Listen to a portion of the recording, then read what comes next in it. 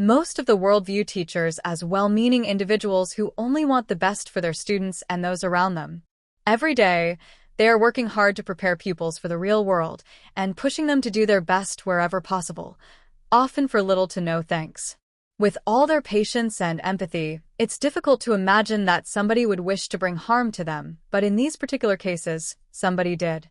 Join us for today's video as we examine 3 bizarre cases involving school teachers. 42-year-old Megan Moran was described by her brother, Peter Napel, as someone who always had a smile on her face.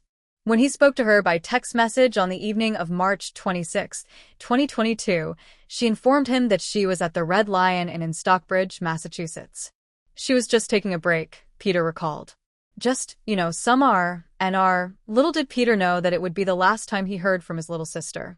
Megan started teaching in her early 20s, following in the footsteps of her and Peter's mother. In addition to having a gift for getting through to her pupils, Megan was a poet, piano player, passionate environmentalist, and avid hiker. But despite how well-loved she was as a teacher and colleague, in more recent years, Megan had started to struggle with her job, with one colleague telling Dateline that there was so much pressure on teachers today than there was when Megan first started 20 years ago. The colleague, Ruth Ross, noted she wanted to teach about climate change. There was a bunch of parents who didn't want her to. Ruth added that the last time she spoke with Megan was on March 24, 2022, when they discussed how Megan was going on personal paid leave until the end of the semester. At the time of her disappearance, she was working at Shaker High School in Latham, New York, and she told Ruth that she was having some problems at the school and needed time off. Ruth recalled, something upset her at school to do with another colleague. Though the media has made inquiries about why exactly Megan was taking time off, the answer remains unclear to this day. When authorities began investigating Megan's disappearance, they established that on March 24, she checked into the Red Lion Inn and planned to check out on the 30th. Though her brother spoke with her on the 26th, he grew concerned when he didn't hear back from her over the next few days. He grew so worried that he called the motel and asked them to check on his sister. Staff reported that Megan's bed was made and her possessions were in her room, but there was no sign of the 42-year-old. Peter and the rest of Megan's family immediately filed a missing persons report. In the following days, Megan's vehicle, a black 2017 Subaru, was located on Church Street in Long Cove Park, a densely wooded hiking trail in South Lee, a town in Massachusetts. A concerned resident had spotted the car several days earlier and had raised their concerns with the police when it remained there unmoved. Police officers, along with state troopers, firefighters, and a civilian search and rescue team subsequently scoured the area, looking for any sign of Megan, but they turned up nothing. When asked about what he thought had happened to his sister, Peter, who'd helped in the search, said that she believed she'd likely gone to examine the trail, but planned to return to her car before going on a hike. He stated, always made sure that the car was locked before she went on a hike, and the car was unlocked. He also told Dateline that her hiking boots remained in the vehicle, which was strange. Months after Megan vanished in August 2022, another hiker discovered her laptop in Long Cove Park, close to a stream. Shortly afterwards, the Berkshire Mountain Search and Rescue Team found her mobile phone about 65 feet away. Despite this new evidence, though, the 42-year-old remained missing. It wasn't until another month passed that Megan's family received the news they had been dreading most. Remains had been discovered near Long Cove Park. A hiker had come across a skull about half a mile outside the park on September 1st, and other scattered remains and fragments of clothing were uncovered shortly afterwards. An identification was soon made via dental records, and the news was made public in December of 2022.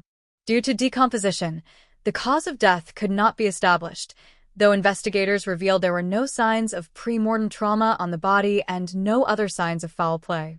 Investigators have theorized that Megan may have been in an advanced hypothermic state before perishing, but friends and family were also alarmed when they learned through Chris Hedges, a journalist and friend of Megan's, that she was being harassed by a colleague after turning him down for a sexual relationship. According to Hedges, Megan had confided in friends that she had gone into hiding to escape from a man who had brutally harassed and intimidated her because she wouldn't sleep with him. She said she was too afraid to stay at home, especially when she saw him drive by her house. As a result, she'd taken time off work and opted to stay temporarily in a motel where she hoped he wouldn't find her. In May of 2024, however, police revealed that the man in question, whose name has not been made public, had a solid alibi for the weekend of Megan's disappearance.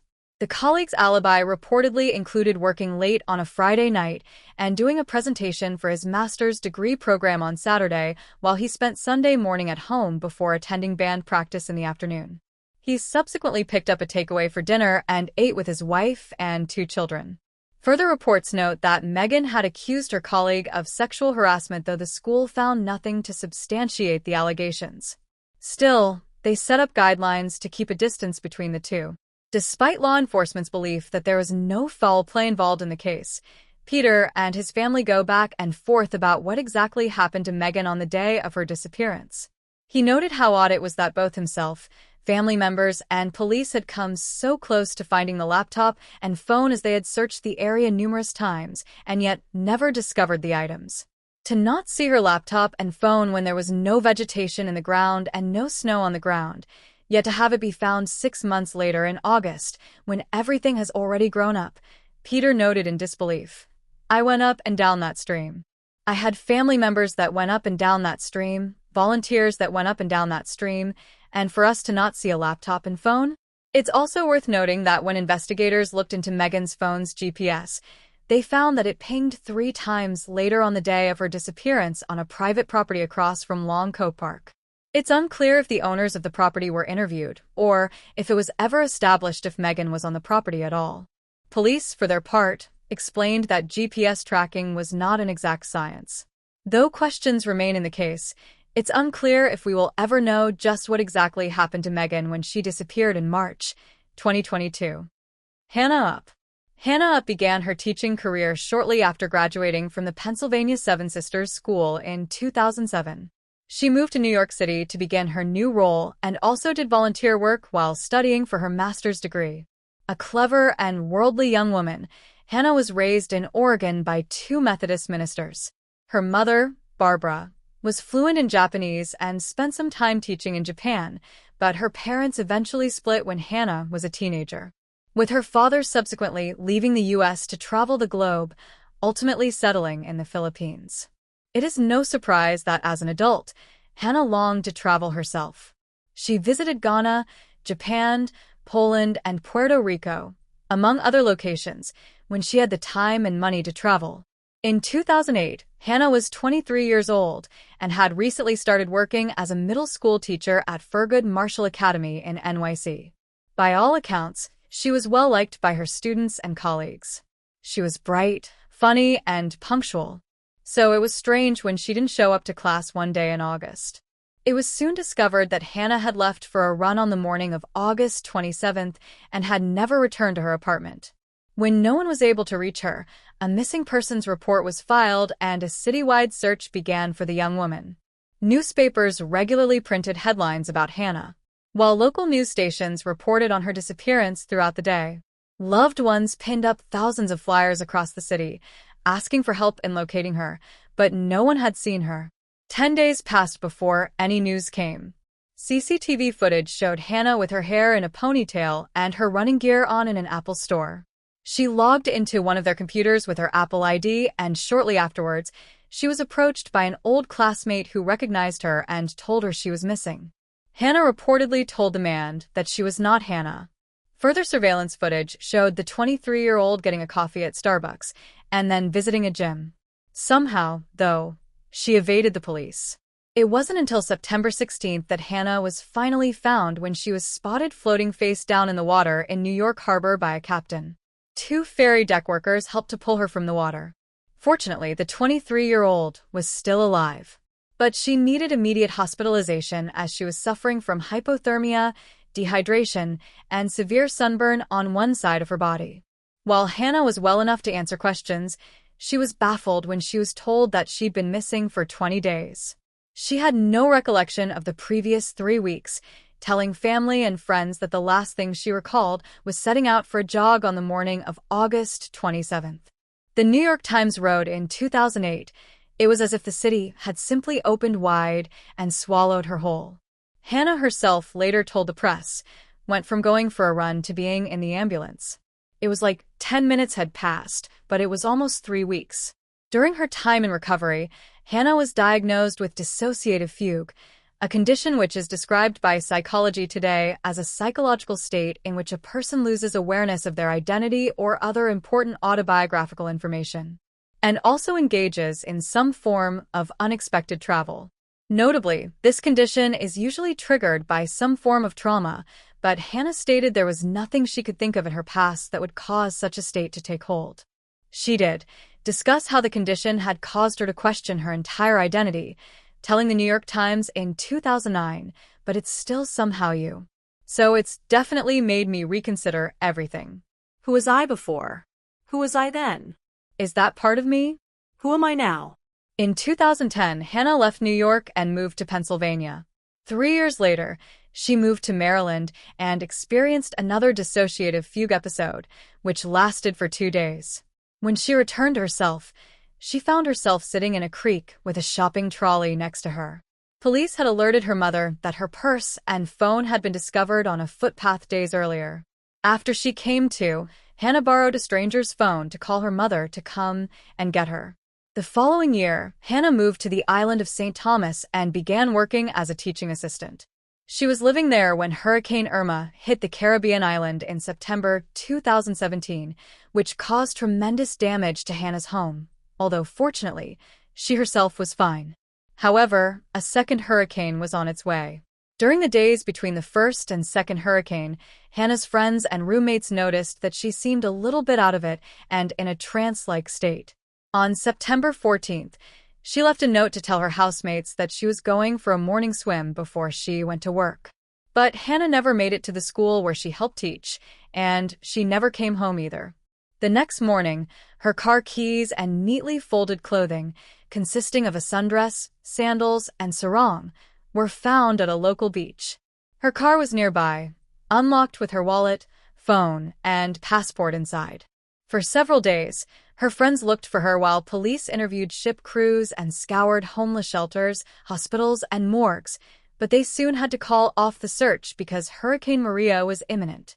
Although it has been suggested that Hannah drowned, it is seen as unusual that her body hasn't been recovered, with authorities and locals noting that bodies tend to wash up pretty quickly afterwards.